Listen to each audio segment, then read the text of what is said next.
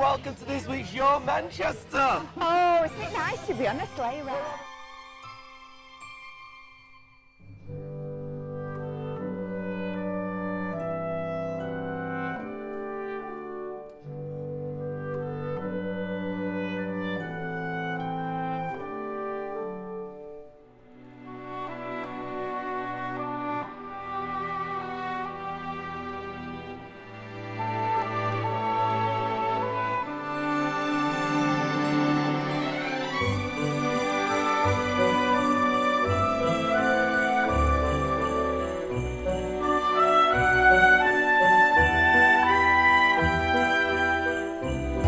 Oh, do you know what? It's lovely when you meet friends when you're out and about. And our Ian's joined us. Ian from Canal St Onlines, everybody. Hey? Are you having a good time? Having a fantastic time. You've taken over. Of course, we always do. Quite right. How did it come about? Well, the organisers a few weeks ago got in touch just saying we're coming to Manchester, and the LGBTQ community is really important. They recognise that. Could we do something? So a couple of conversations later and a bit of social media activity, and here we are. There's 50 plus of us here tonight. Yeah. And you know, so far it's fantastic. And it smells of Christmas. And it is absolutely amazing. And we're all here, including our very own Hayley. And she's found herself a soap corner. Oh.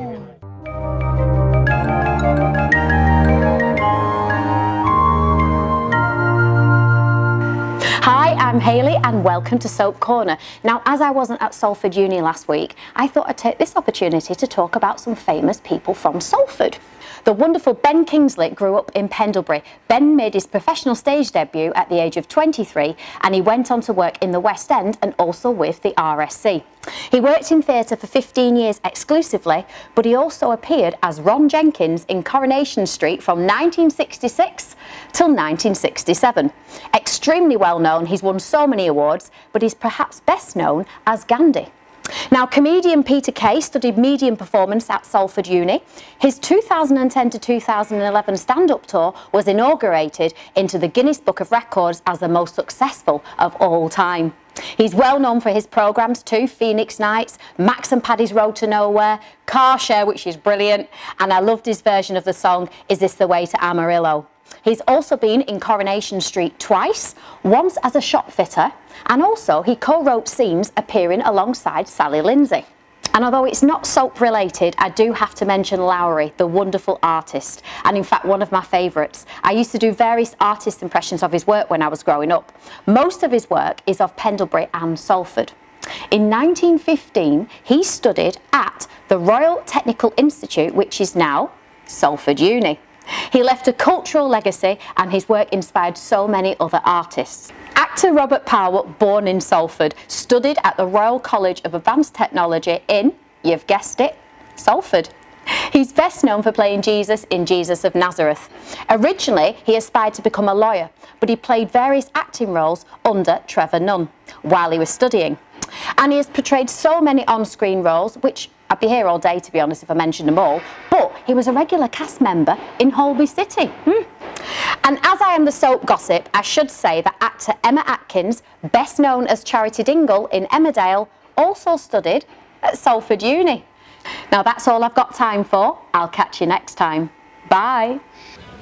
What on earth are you doing? I'm dancing around my handbag. But why? Because I'm getting ready for the Forest of Disco. Forest, I've forgotten it. There must be a Forest of the Forgotten Disco then. That's the one. That's the one. It's at the Contact. It's amazing. I caught up with them all this week. It looks fabulous. Have a look at this shell. I didn't go again. Have a look. Look, right? I'm No. fine. Well, hello everybody, here we are, currently at the Powerhouse, just near Moss Side. We're here today to talk about the Forest of Forgotten Discos, a wonderful, wonderful thing from the gorgeous Jackie Hagan and the Contact Theatre. It's due to go to the Hope Mill Theatre between the 11th and 23rd of December, so check it out. Hi, I'm Jackie Hagan and I'm the writer of the Forest of Forgotten Discos. I'm Nikki Miles Weldon and I'm the director of the Forest of Forgotten Discos.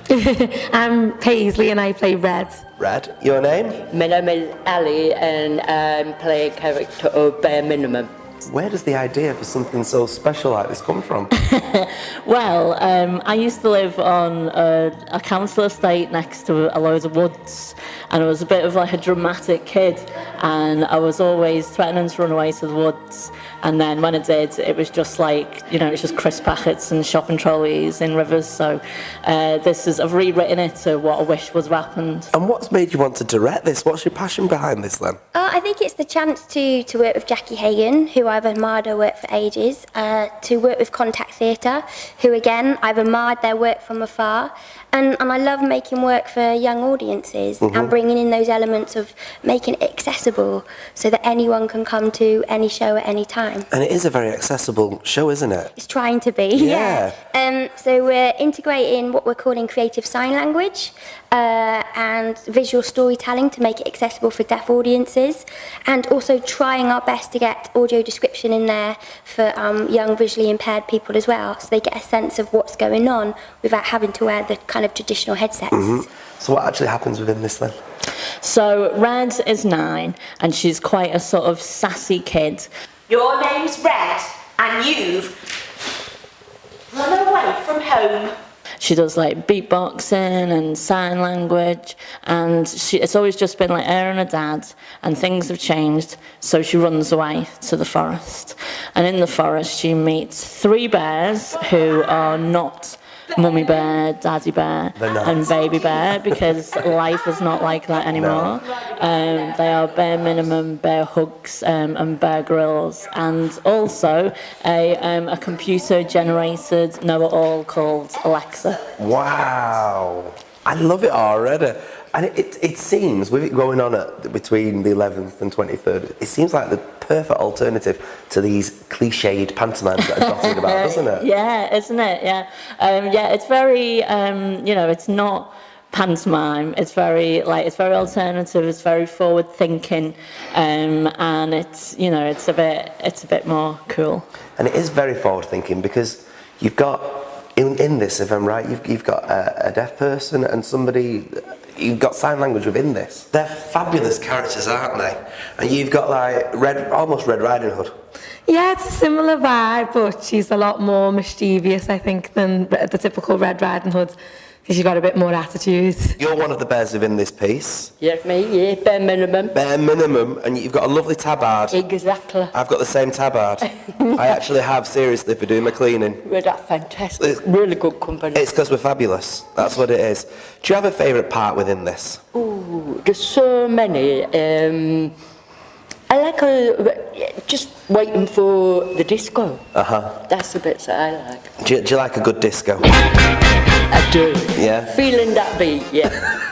Yeah, with your tabard. With your tabard? Exactly. Is this something you'd wear to a disco? Don't tell them, but yes. So what's the process for you as a director then? How do you work? Kind of start with the script, do read-throughs, work out what we think needs changing, needs taking out.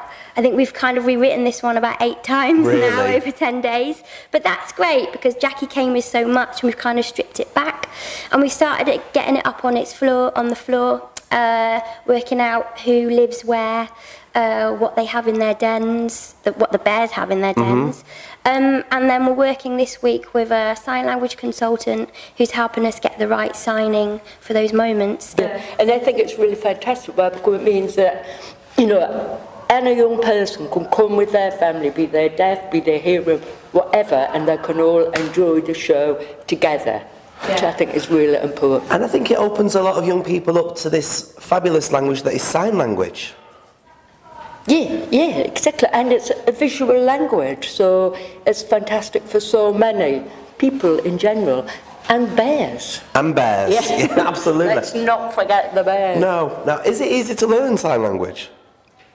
I think it's like any language. The more you use it, the more you practice. But because it is visual, I think people just get very like, oh yeah, can pick it up. It's something and it's like the cast. Before no signing, and now within 2 weeks. So yeah. proof. People are embarrassed. It's like anything, isn't it? It's like, you know, the way people walk past a homeless person and ignore them because we're embarrassed about it. So people don't ask questions and people... So I think it's just opening that up and making it like, oh, look, you know, disabled people or whatever, people with different needs and, you know, different people, like, it's fine, we're all the same species. I want to have a disco. We have it. A disco? We haven't had a disco for...